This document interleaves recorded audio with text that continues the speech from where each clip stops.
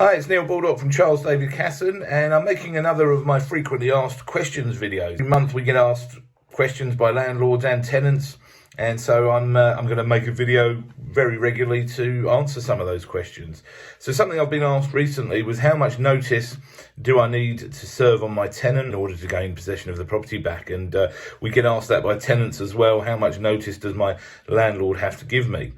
So the answer is, if your tenant is in a fixed term, or if you're a tenant and you're renting and you're in a fixed term, you cannot be served notice to leave until the end of the tenancy.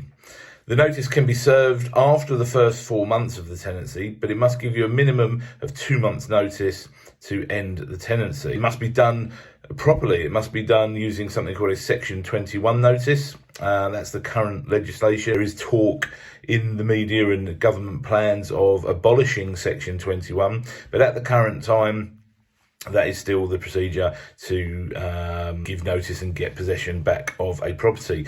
You can't just simply write an email or send a letter. It must be done on the prescribed form, which is called Form 6A, and it's a Section 21 notice. If the tenancy has gone periodic, so the fixed term has ended and the tenancy is now on what a lot of people would call a monthly rolling basis, the official terminology is a periodic tenancy, then what will have to happen is, again, the landlord will have to serve a minimum of 2 months notice.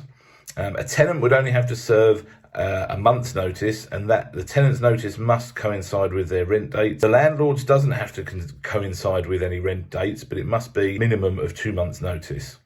So if you've got any questions in regards to anything to do with tenancy law, please do get in touch with us. There's over 170 pieces of legislation that go along with the private rented sector, and we've got a team of experts who can help you out with that. So hope that's helpful, and I'll come back to you with another video shortly.